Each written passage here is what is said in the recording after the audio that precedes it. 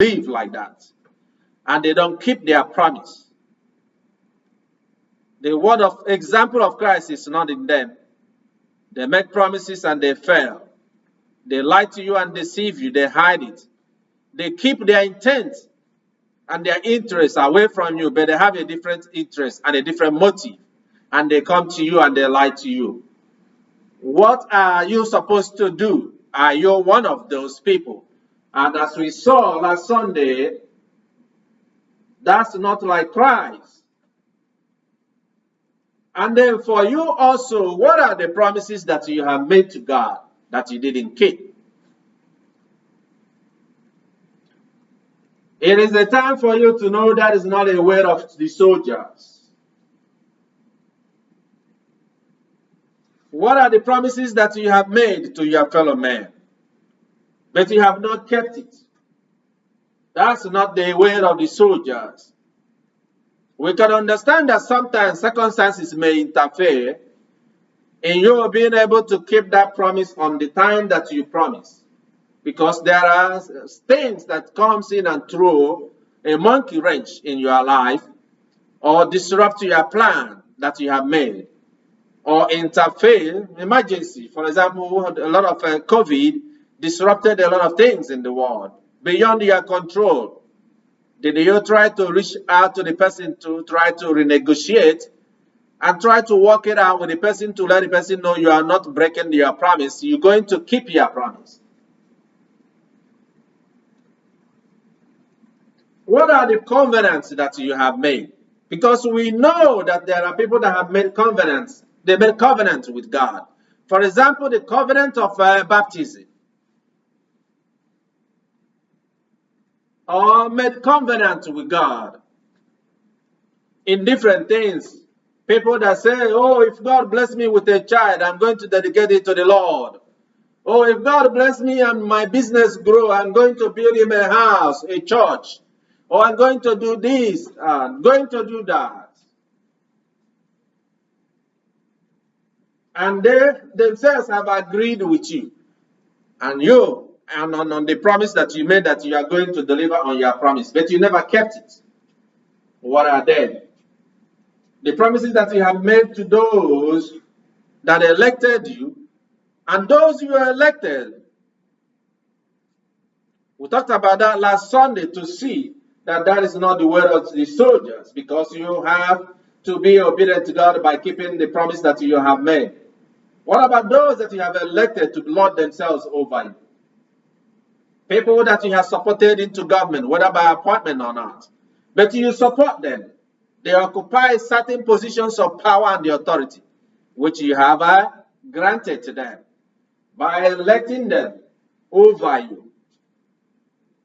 What about those people you elected over you and they go to have a meeting and form a secret pact and made covenant that is over you without you knowing about it?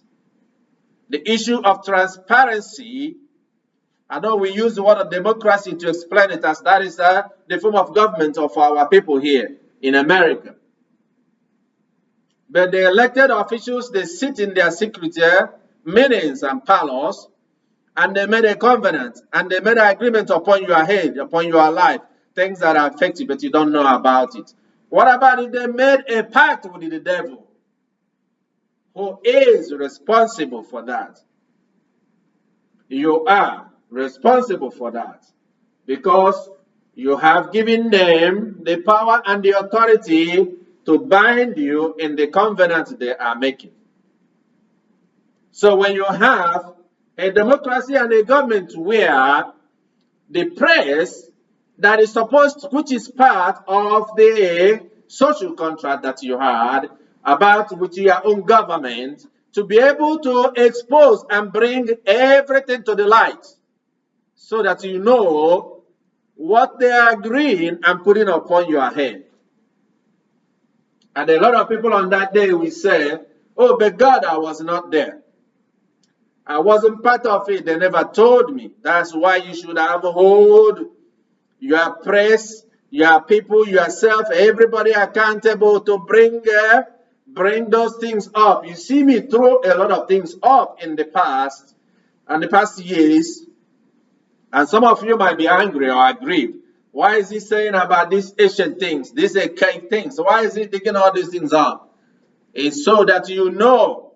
You cannot say you don't know how. You cannot say you don't know what, and you don't know. You cannot say you don't know where.